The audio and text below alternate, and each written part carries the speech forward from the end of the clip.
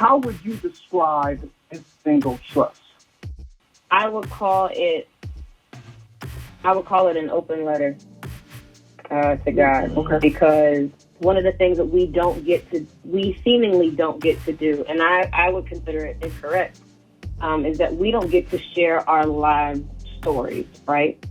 We will find a way to coin it in very popular or familiar, sometimes overused church phrases, scriptures out of context. Like we'll do a lot of things that make people feel as though we have to sandwich our story somewhere down below and let these other things speak for it. And that's where you get a lot of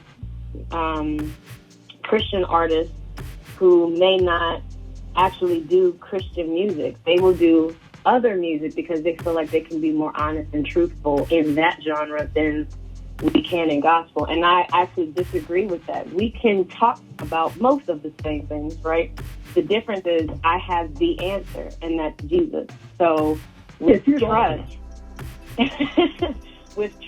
here's my opportunity to say, I've heard this before. Yes, I believe you for the better. Yes, I know this is supposed to work out for my good. I just don't see that right now. And I know some of this is my fault. Some of this is self-inflicted pain because I thought I could take control. Here, I don't have a choice but to trust you. I've done a lot on my own. I've messed up some things, trying to do things on my own. I have to give this to you. But it's not enough to just say, I mean, it can be. Don't get me wrong. It can be enough to say, God, I trust you.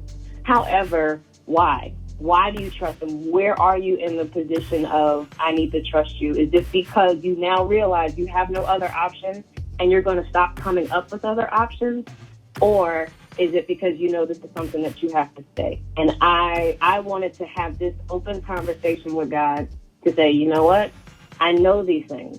I haven't been behaving and living as though I believe these things. And I wanted other people to be able to tell the same story and pray the same prayer, because God knows these things. Yes, he knows our ups and downs. He knows the words we're going to say before we say them, according to Psalm 139. He knows so much. Sometimes it's really just a matter of, will you actually tell me? When we see God having conversations with people, in one of my quiet times with God, I recognize that there is something that the Bible is trying to get across to us when God had to ask the question. He's all-knowing. Why is he asking questions of? And it's not for his benefit and it's not for his knowledge, but it's an opportunity for us to actually be like open and bear all before the God that knows all. If I can't be honest with someone who already knows the truth, then what is the purpose of honesty? Come on now. So this is, I just wanted to, and at first I didn't want to because I'm not an open book. I'm not a tell-all type person, but I recognize that our brothers and sisters, ones that share the same struggles that we do, need to know that they're not alone and that they can have this kind of conversation with God. Don't be reckless with him now. He still is deserving of reverence and honor and respect, but you don't have to hide anything from him. And when I wrote the song, it came out of heartbreak. And I was tired of being dishonest with myself. And if I'm made in his image, then I'm being dishonest with him too, as much as I'm trying to cover it. So yeah,